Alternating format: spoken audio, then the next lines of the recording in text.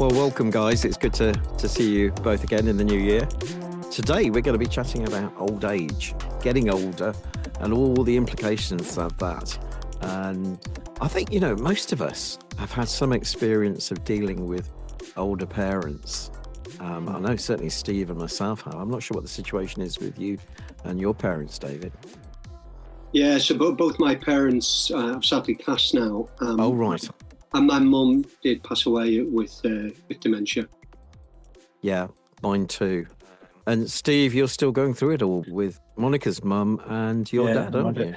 It seems a little bit troubling statistically, as probably if you just take the three of us and the percentage of our parents who have ended up with dementia is quite high. I wonder if that's the national average. I think we should all really despair, because from the inside, I've lived with it for about 6 years now, 3 parents, and it's been absolutely awful. And it's reaching its peak at the moment.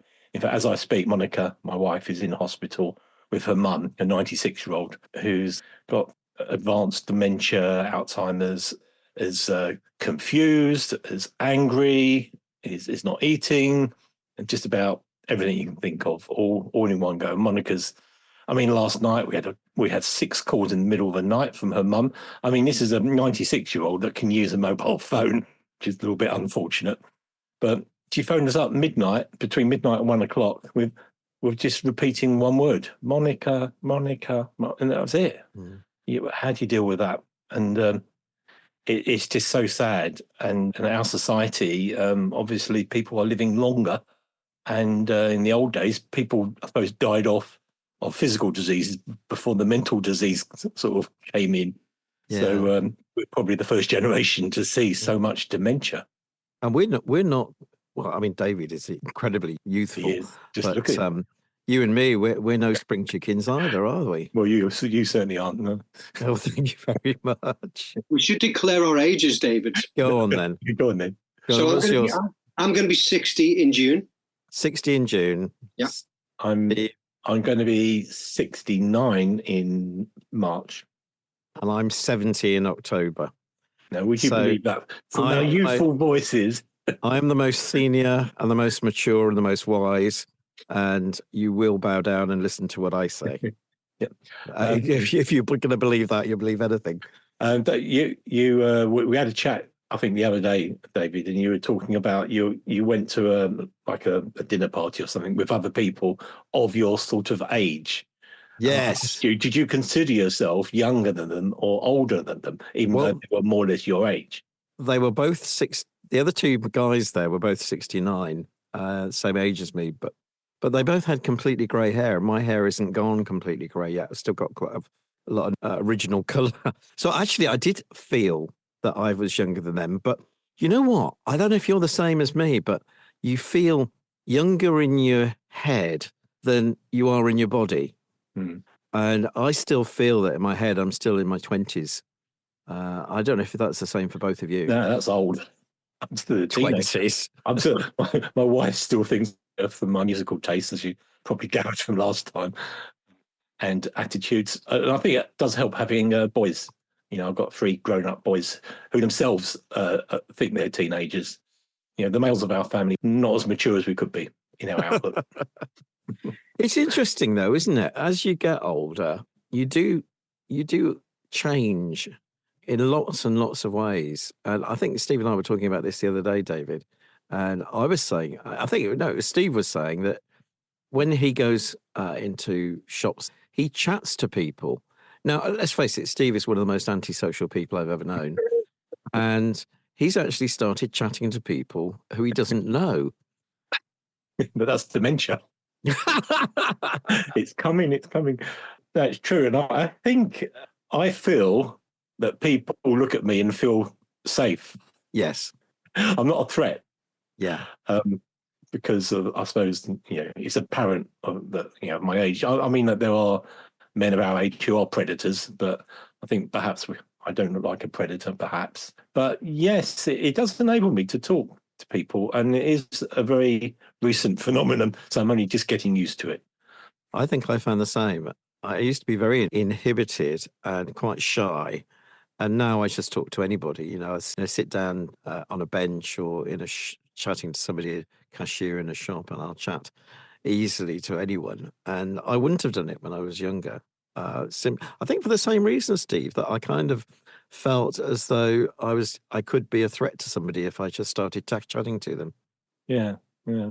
Yeah, I'm naturally a hermit in the way I live my life. It doesn't. So I'm like you, David. I'm actually incredibly shy.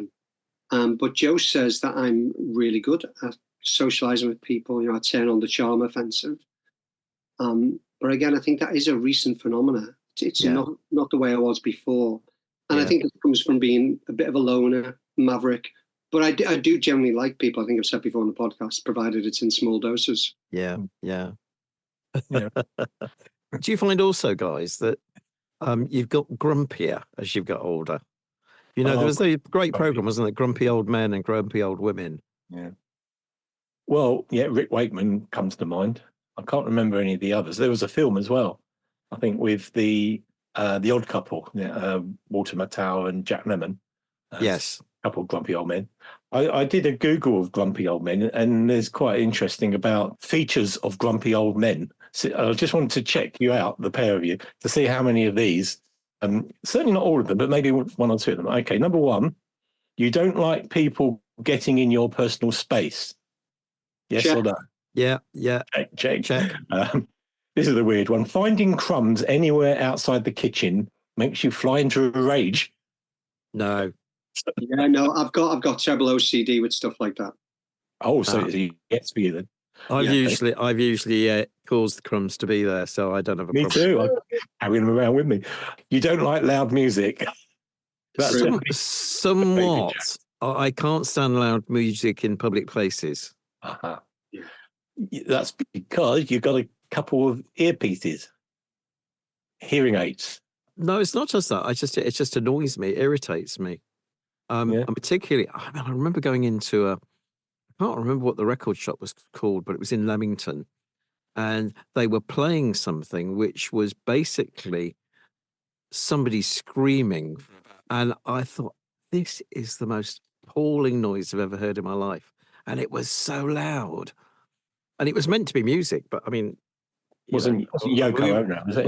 We've talked about music last time, but I'm sure this wasn't music; it was just a noise. I was going to say, have you seen that video of Yoko Ono screeching?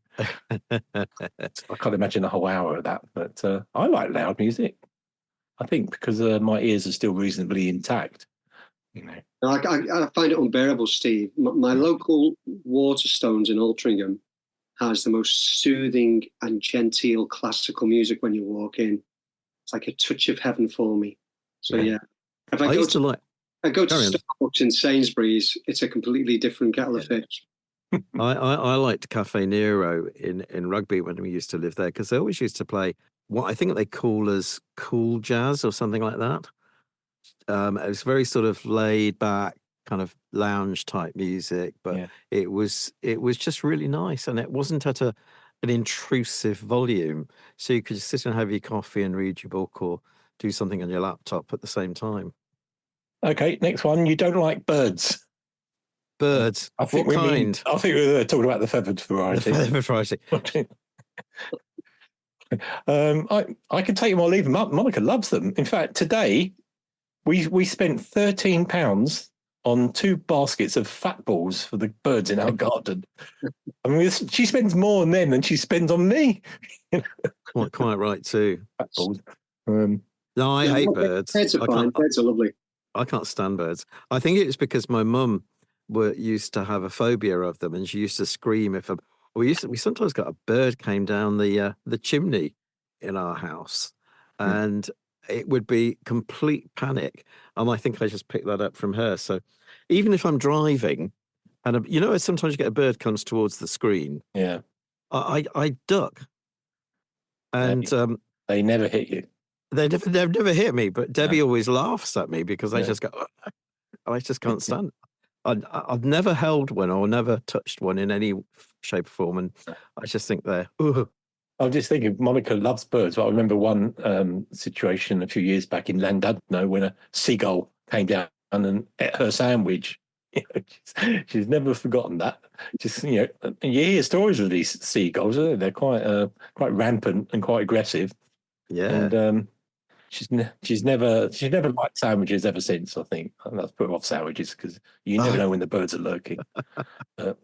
Anyway, you another one. You dress for comfort only. Oh, that's got silence. Well, and you like your trousers as stretchy as possible. Yeah, I don't like the trousers pinching your belly, particularly after the Christmas period when they're definitely pinching the belly. But no, I mean, when I was in work, I always wore a suit to work, smart suit, so that was fine. But yeah, when I'm at home now, having been forced to take early retirement, you just lounge about in your most comfortable clothes. Yeah, I agree. I mean, Debbie says I'm a slob, so whenever she tends to insist I buy certain clothes that if we're going to go out, I look a bit smarter. But I really can't be bothered. Clothes are for comfort for me. Yeah, me too. Dress for comfort, and probably built for comfort as well. I think as are you, David Shepherd. David Jones, they can't see him, but he's kept his shape quite well compared to the other two. But, my shape is closer to the kind of that podgy thing in what was it in Ghostbusters? There was a great big a marshmallow man. Marshmallow man. I mean, I think that's the closest to me. That's a little bit extreme. But, go on then. I'm going to keep going. You have zero patience with people. That sounds like me, definitely. So that goes back to an earlier discussion. No, I don't think I have. I think I've got quite good patience with people, but I have found that I'm quite critical, not always to people's faces, and I've kind of made a decision. I'm going to try and not say anything negative about people this year.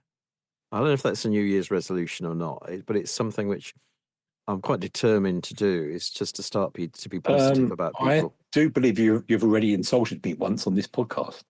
So that but you don't count. Oh, okay. I'm not a person. I'm not a people. Well, no. If I say it to your face, it's always a sign of affection. Oh, okay. Yeah. Yeah, it's best to be noticed, even if it's been insulted, I suppose. You hate getting invited to large social gatherings. Absolutely. Yeah, absolutely. Yeah.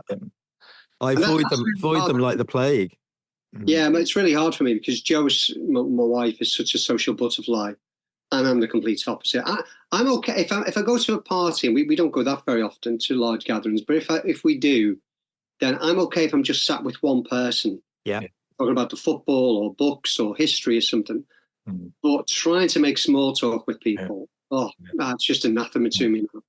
It's quite funny because I think all three of us are probably very similar. Maybe David Shepherd is a bit more gregarious, but I'm exactly like you, David Jones, because and this is not just a grumpy old man thing. This is since I was a teenager, I think. Large social gatherings is a no-no for me. I don't think I'll even be there at my own funeral. But your idea of a good night is ordering a takeaway for one and shutting off your phone. We probably of the generation that probably are quite reliant on our phones, despite our age. I can't imagine shutting off my phone, to be quite honest. No, but I would never ever order a takeaway. Really? Never ever. Joe would, but I would never order takeaway. Is that because of your condition, your bowel thing? Well, even without that, Steve, I just find the food just so plastic and rubbish. But yeah. I've come to the same conclusion, David. We had a couple of takeaways not so long ago, and we hadn't had one for yonks. And I was so disappointed with them. And I would rather go out occasionally, even if it was just a couple of times a year, and spend more money on a really good meal than waste it on, Deliveroo or Just Eat or whatever it is. Well, I won't talk about my Just Eat. I've got them on speed dial. There's an interesting statistic, apparently, from the United Nations. The official age when you're old now is 60, apparently. Oh, still a whippersnapper then. Yeah, I think that, to me, that's quite young. And maybe that is averaged over the whole world, but No, I would have thought, 60 is the new middle age, I think. definitely. Yeah. Yeah. I remember my grandfather on my mother's side, he died in his 60s when I was about 13 or 14. And my memory of him is of such an old man. Yeah. Really, sort of a really lined face and stooped and, losing it. But he was younger than me now, you know. People got old. People were really old in the old days, weren't they?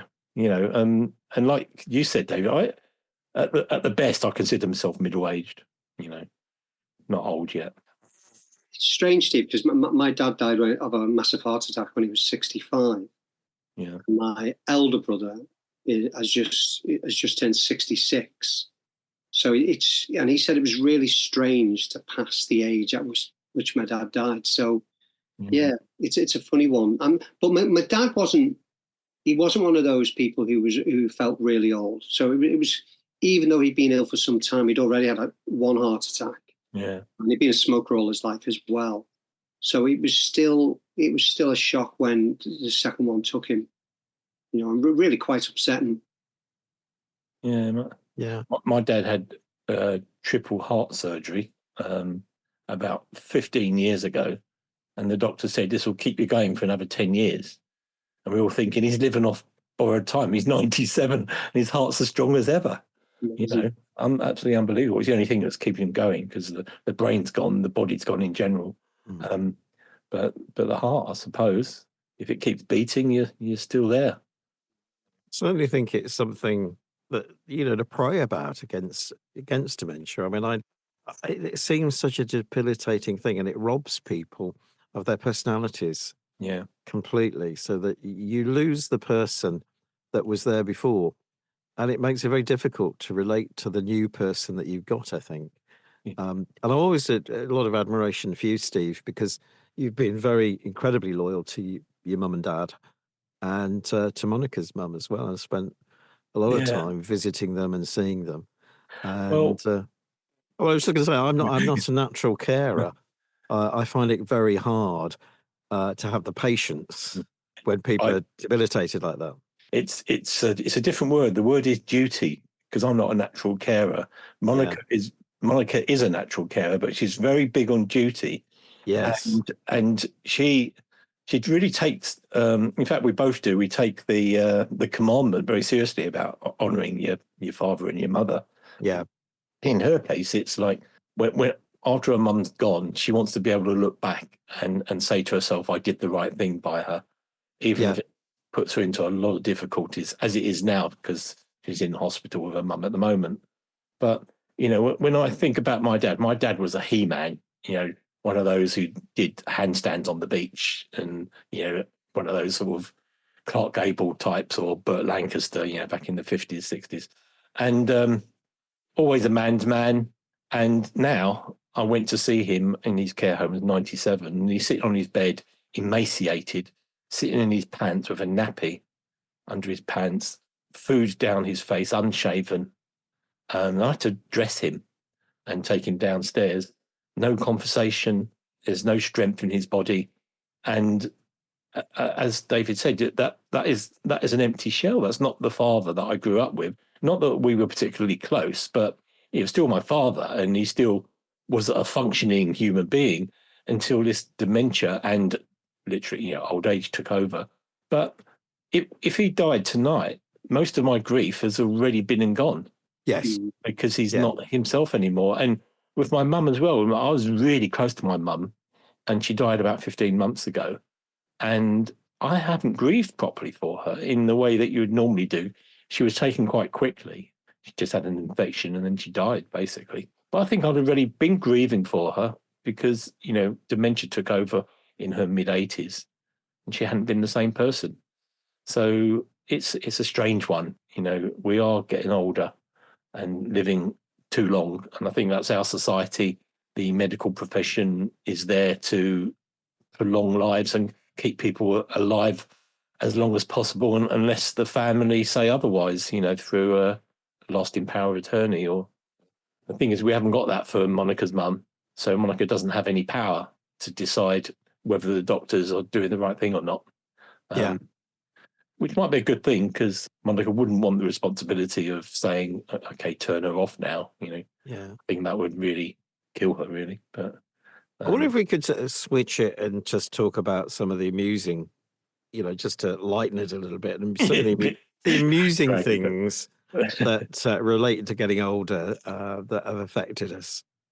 Are you talking about us individually? Yes. Why not? Well, the interesting thing is that we are written off, aren't we? Our society writes us off at 65 or 66 now. And Yeah. I look at my contemporaries, people I was together with at university, and they're all off sort of visiting garden centres and gardening and going on holidays and all that. And I'm still doing things like podcasts and websites and writing books and stuff. And something, I prefer my life. I would hate to have a life of leisure. I don't think I could cope just being in leisure the whole time. I just feel, and I think we are born to work. I think that we are created for work. The leisure thing came from Greek philosophy. The Greeks just lived for their leisure, going back 2,000 years. But that's our society as well, isn't it? It's thank God it's Friday. Friday is the big day, and I don't like Mondays.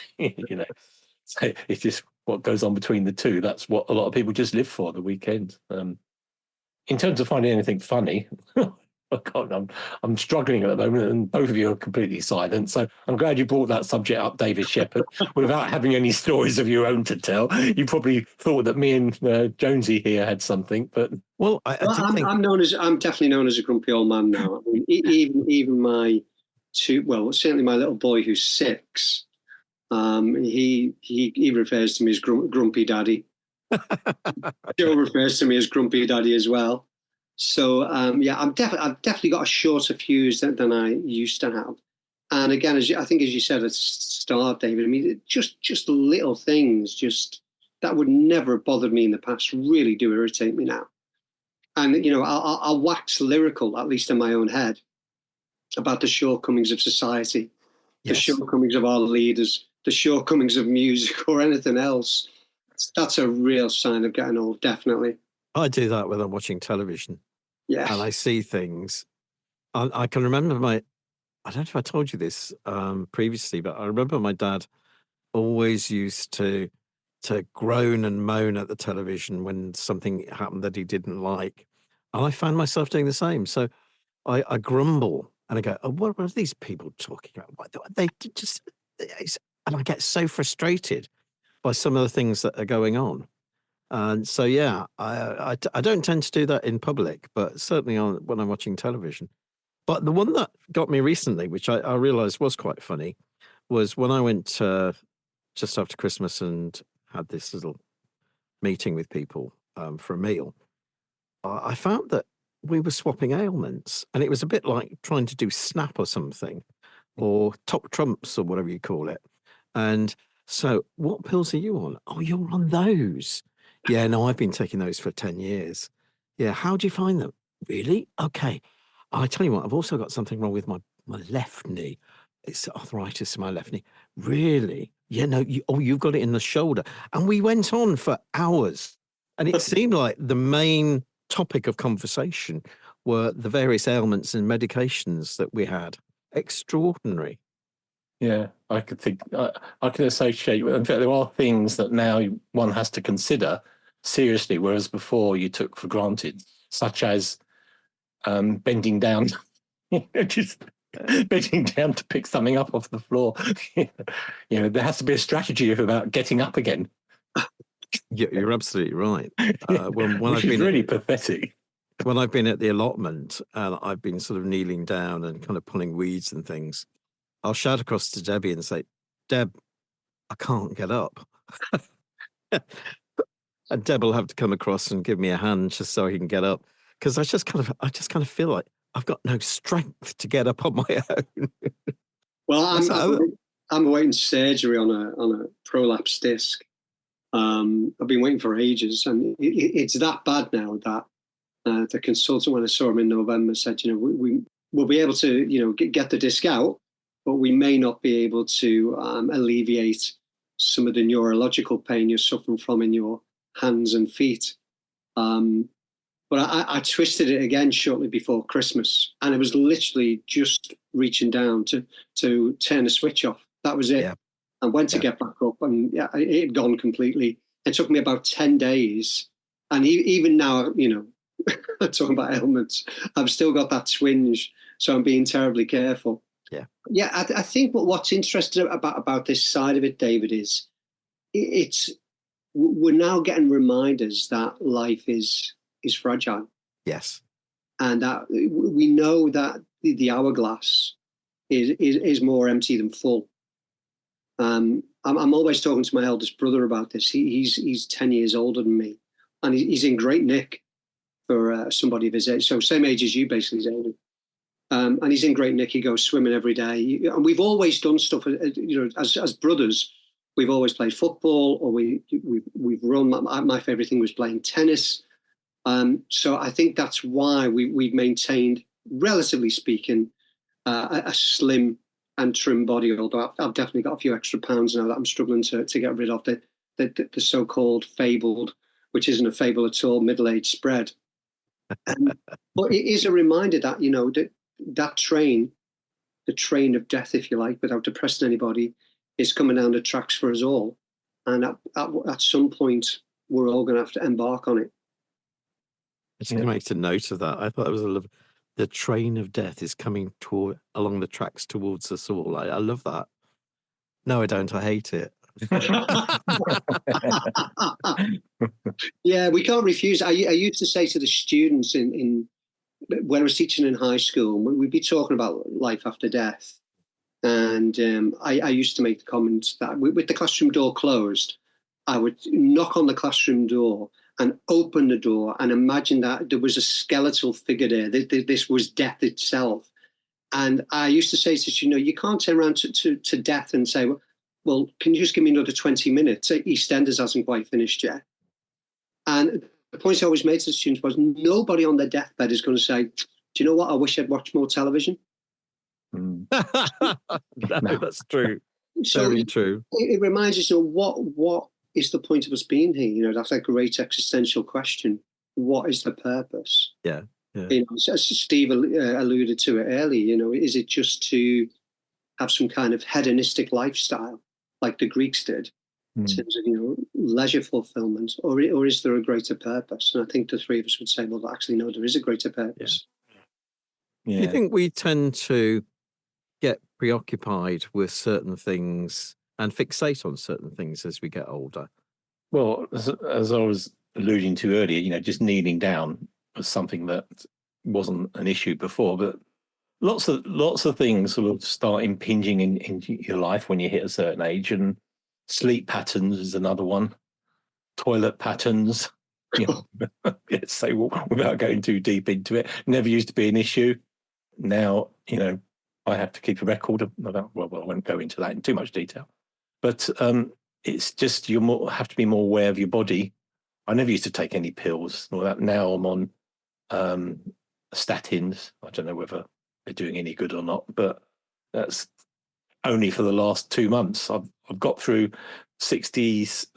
nearly 68 years not taking any pills until like a month or two ago. So there is a gradual change, and I suppose it's for the better. When I saw the cocktail pills that my mum and dad have, it's they have these boxes, don't they? DOS boxes or something. I can't remember. Pill boxes. Pill boxes. There's another name, begins with D, but I can't remember. And you have little compartments for all the pills that you take that day, and some of those boxes are quite large. And you just think, some people were just sustained by chemical means. Society is just, say, pumping chemicals in us to keep us going. What happened in earlier generations when there weren't chemicals to keep us going? Yeah. Was it more than that? I know people obviously died earlier, and the average age, I think, has dropped by, over the last 100 years, probably, or increased by about 30 years, isn't it, or something? People used to die in their 40s. So what did we think about what it made headline news over the Christmas period about what Esther Ranson said about, Yeah. she felt that if, her condition got any worse, that she'd quite like to end her life by maybe flying off to Switzerland and using Dignitas. Yeah. The funny thing is, my sister, who's younger than me by about 4 years, works in the social work sector. She runs a home for those at the end of their lives. And even though, she has religious beliefs, as we do, she said that if she ended up like her parents, like my parents, she would actually opt for that herself. She would tell her children, I want to sign up to Dignitas. And that is it's troubling to think of, and it's not anything that has come into my mind. But then when I see the quality of life, there is no quality life for my 3 oldies, and it impinges on the whole family.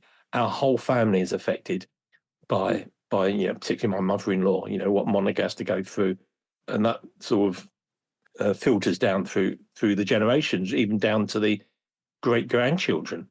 They're all aware, and so you think you don't really want to be a burden like that.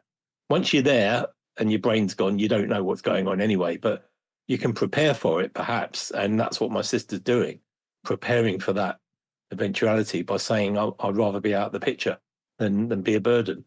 I think it goes back to what we were talking about earlier, that the medical profession's main purpose is to preserve life, and they do anything they can to do that.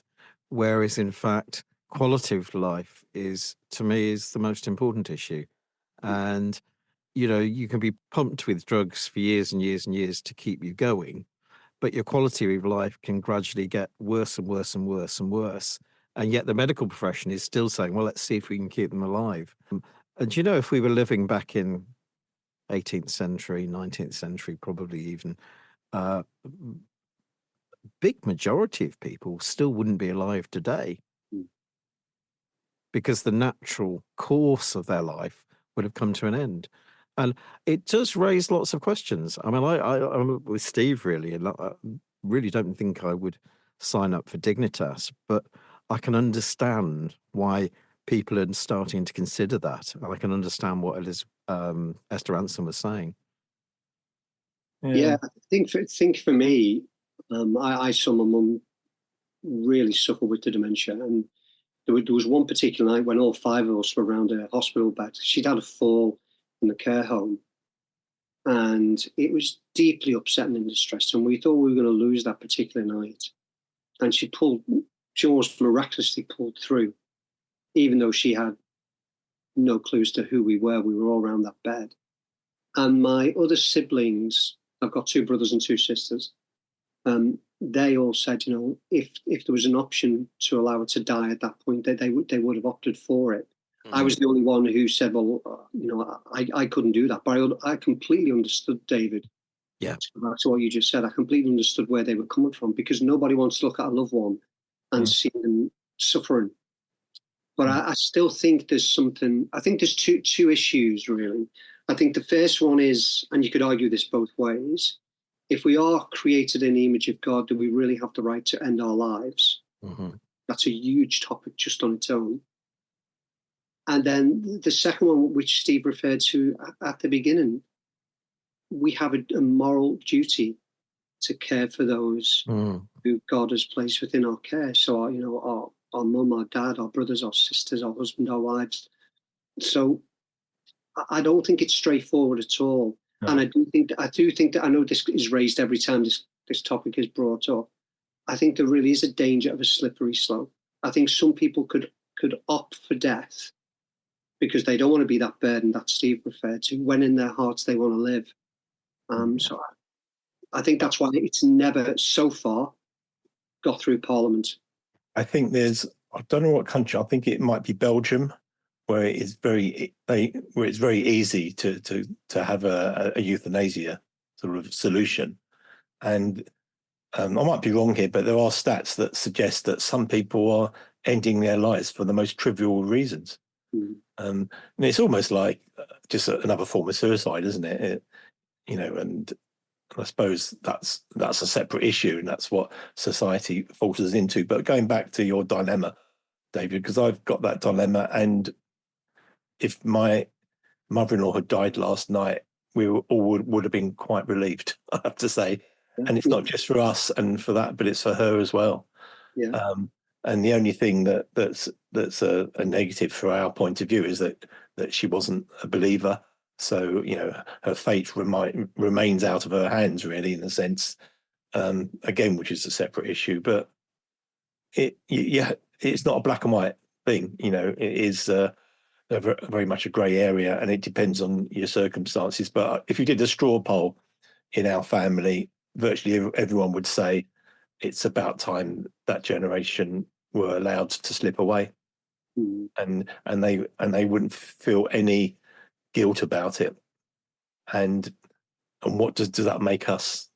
Evil? Does that make us cold and heartless? You have to see the quality of their life, and so it's very easy to judge, as we do. But as you say, it is a slippery slope, because you can see situations where grasping children would want to bump off an elderly parent in order to get an inheritance. But there'll be those factors coming in, and I'm sure that happens.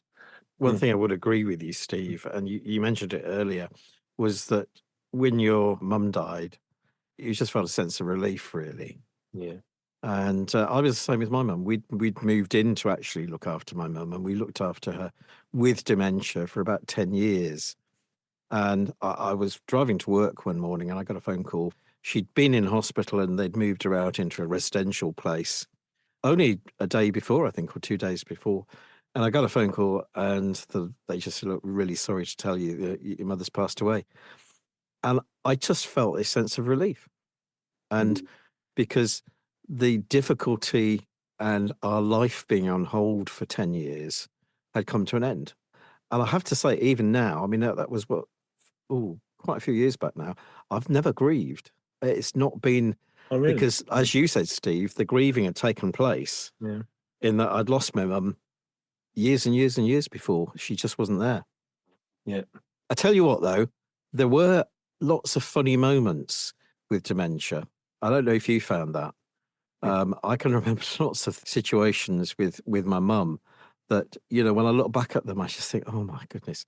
The classic one was that this was before we moved in to look after her, but whenever we went to the house, it was about 30 degrees. She had a thermostat on the stairs, and she had a stair lift. As she went up, she would stop the stair lift and turn the thermostat up to full. So you go in there and it would be tropical, basically. And I'd say to Mum, have you turned the thermostat up? Oh, no, it wasn't me. And of course it was. But this conversation we must have had about, 100 times. Mum, please don't turn it up.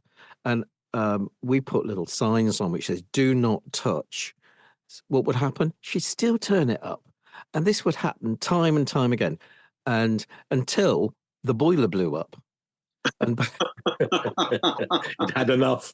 Basically, the boiler just couldn't cope at operating at peak capacity constantly. When I look back at it, it was quite funny, but it was incredibly frustrating as well. Yeah. Well, I'm getting so told off by Joe at the moment because I turn the heating up all the time. So I feel your mum's pain. I can't bear the cold. I need to be warm all the time. So yeah, and we've just had a new underfloor heating system put in, so we've got no radiators, and the little panels we've got on the wall to operate it, they're an absolute pain in the backside. So it's a constant battle to try and get it to work. There's one answer, David: thermal vests. Yeah, I haven't got my thermal vest on at the moment, but I have been wearing it over the winter, definitely. Well, I would have been seen dead in a thermal vest when I was younger, but now, oh my goodness, I can't live without it. Yeah, what about the other thing, David? I remember you telling me that you have a his and hers electric blankets, don't you? Yeah. True. Well, Debbie likes it really hot, and I don't like it quite so hot. So, Right.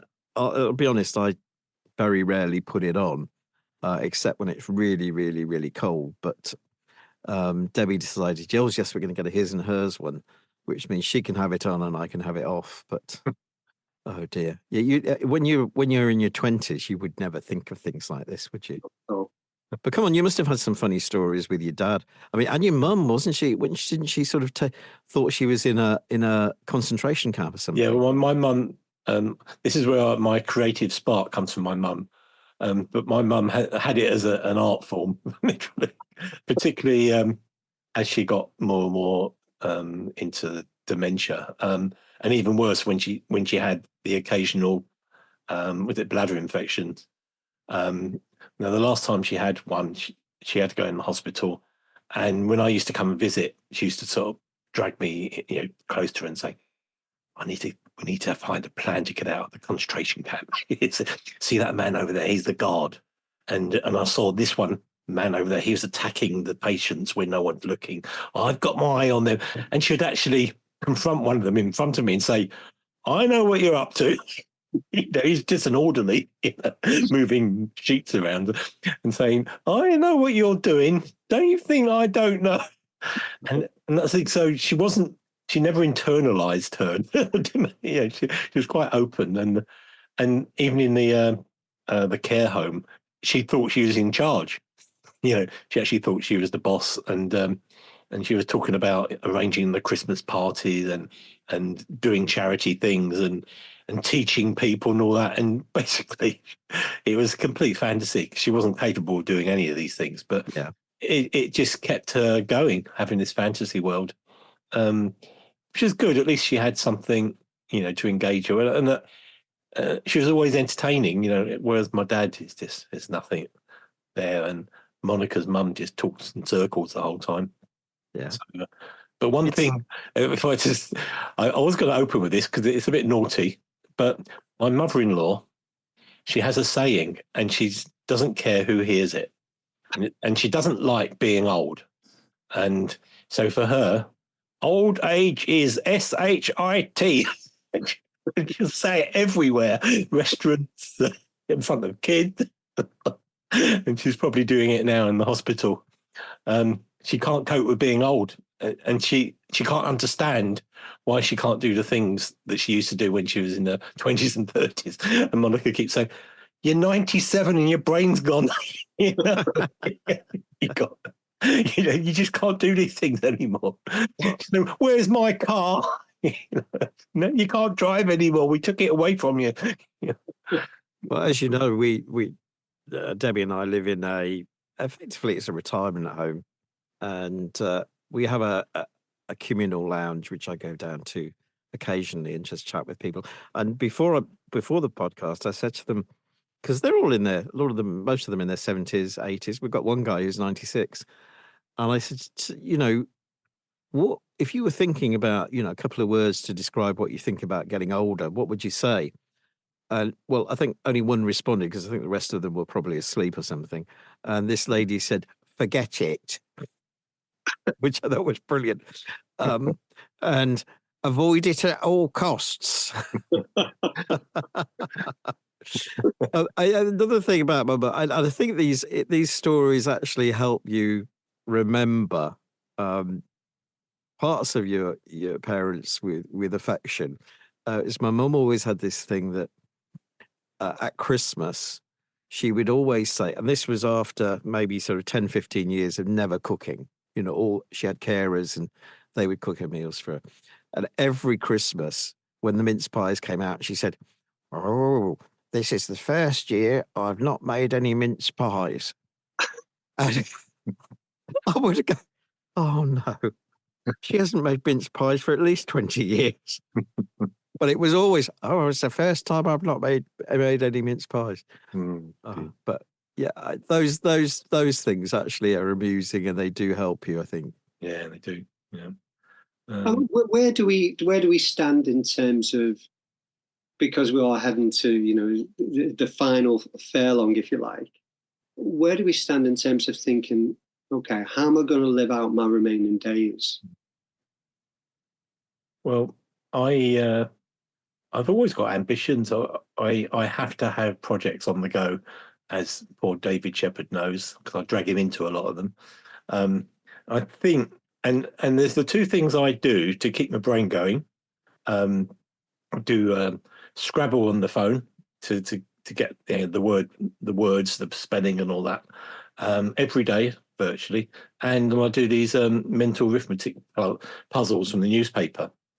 I think it's important that you just keep your brain exercised, and to have plans and projects. And I've got loads of them. I mean, if I told you all my plans now, we'd be going on for hours. But it's important to not give up and not accept what the world is telling you, that come on, you're 66, 67, 68. It's the end now. Move into the retirement home or the retirement complex where David Shepherd is. It's a challenge for you though, David, isn't it? Because having retired early because of health issues, you've now got to find purpose and things to do to keep you going. And how's that going for you? Well, for me, there's always, I think Steve and I talked briefly about this at some point last year. There's always this internal struggle for me. So I love to write. And, at the moment, I'm not in a position of having anything published apart from some articles in Sword magazine. I think I've had one published in a newspaper as well. But the struggle for me is I love to write fiction. And there are times when I'm writing fiction, which I completely enjoy. At the moment, I've just embarked on writing a thriller. And I do wonder, at the back of my head, there's always this little internal voice going, is this really how you should be spending your time? Because as a follower of Christ, do I want to spend the remainder of my days doing things creatively for a secular audience? Or do I want to spend it doing something, in inverted commas, more spiritual? Mm-hmm. So I can keep myself busy, David. There's no problem with that. I mean, it's only been a few months, but I've never been bored, not once. Yeah. And I have other people who've retired who've said this. I don't know how I had time for work.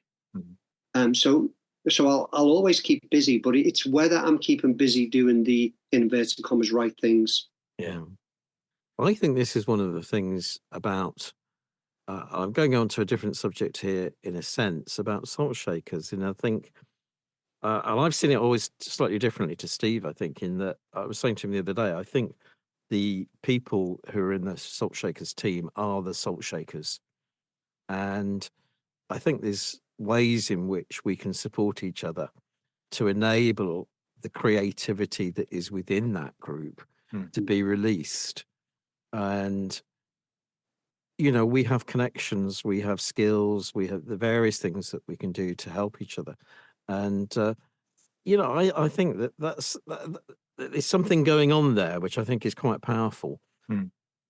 Just to let people know who may be getting this podcast and not knowing the context, that Salt Shakers is our ministry, just a group of like-minded people just doing things together. And I suppose what holds us together is our age, really. It's not that we mean to be a group of oldies, it's just that's how it's worked out. Yeah, we're also all very grumpy, aren't we? Yeah, so no, grumpy old that's men, not true. Grumpy old men, grumpy old women together, having a good old grump. Yeah, but that's the battle for me, and it really is genuinely a battle. I'm certainly not ready to be put out to pasture, and I don't think I ever will be.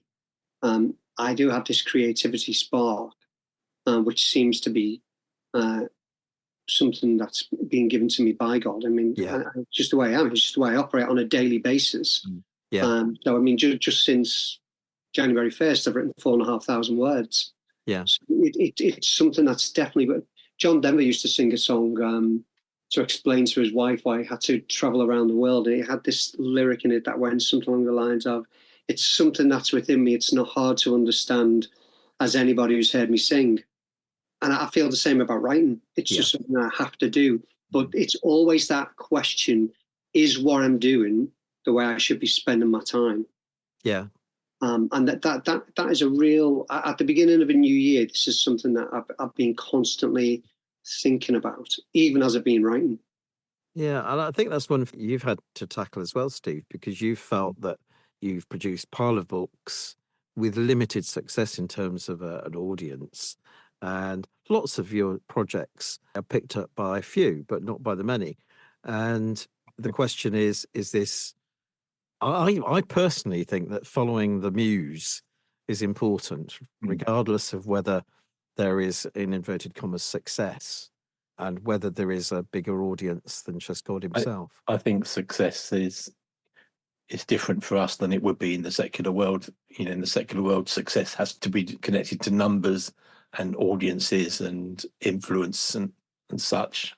For me, success is actually finishing something, and just for one person to be moved by it. Because I do get emails and letters about people that say that stuff that I've written has changed their life, and not just being boastful. So I can prove it if you like, but that's not important. It's just, as one of you said, you know, following the muse wherever it takes you, and being true to it, and getting to hear that voice that's telling you what to do, and not to be distracted into anything that we would say of the flesh that maybe would be something that would just be for yourself. And that, for me, that's down to a promise I made to God 30 years ago, that everything I did would be for him. And I tried to keep with that with a varying success. But again, that's how you define success. But before we go, I do have one question for David Jones. Is Everton actually going to win a game tonight? Yeah, I didn't realise they were playing until this morning. It's interesting, is that as you get older, some of the things that used to be so important to you, they're just not anymore. I love football, Steve, but if Everton lost tonight, you know, whereas 40 years ago would have really upset me, it wouldn't bother me in the slightest. No. More important things. Far more important things. Yeah. I think we've kind of tackled quite a few issues there, and again, we would love to hear feedback from people who are listeners. So do get in touch with us through saltshakers.com and let us know what you think about old age. And in the meantime, this is goodbye from me, David Shepherd, and Steve, and from David Jones. Go and get your Horlicks. Yeah, and your Zimmer frame. And your Zimmer Ovaltine. Bye for now. Bye.